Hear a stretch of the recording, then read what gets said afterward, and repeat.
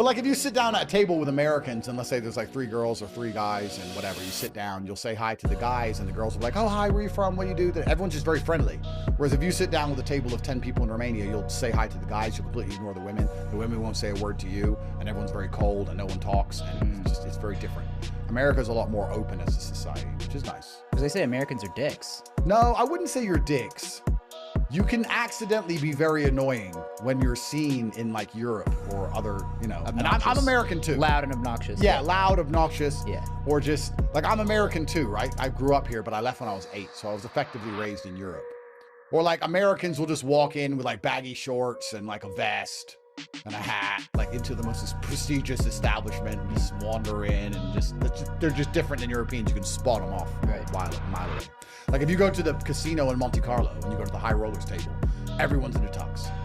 And then you can go to Las Vegas where they're spending the same money and they're sitting there in like flip-flops and shorts and a t-shirt and they're just spending 100,000 a hand. Like they don't try. Yeah.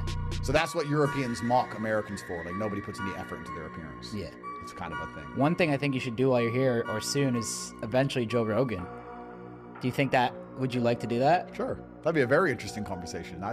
I don't think, you know, he was getting canceled heavily during the COVID days, but I think he's pretty safe now. He's not going anywhere.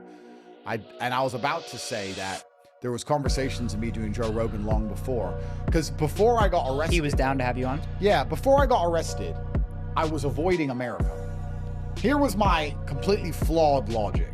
I thought, I'm way too large now. The Matrix is going to try and get me. Where is the current heart of darkness? Well, it's the liberal establishment of the United States. And we know that to be true because they were spending all their money with USAID to fund all this garbage all around the world. So I was saying, if I stay in Europe and Dubai and I stay out of American politics to the best of my ability, you're good. Then I might be okay. So I was being invited to America all the time for these podcasts, these huge ones, not just Joe, other very large ones. And I was saying to Tristan, it's Icarus, it's too close to the sun. If I go and blow Joe Rogan up, we're going to jail. So I tried to avoid all these things, but it didn't work. Because the UK Foreign Secretary and the Secretary of State Blinken signed off on my arrest with the Romanians, and they all did a big deal to get rid of me off the internet anyway. So I got wrecked anyway. So now I'm at the point where I may as well go all guns blazing. It's the same as Elon. Elon tried to be non-political until the Democrats promised to basically put him in jail and take Tesla off him and stop him launching rockets. So then he went all in on the Republicans. He knew Trump had to win or his whole life was over.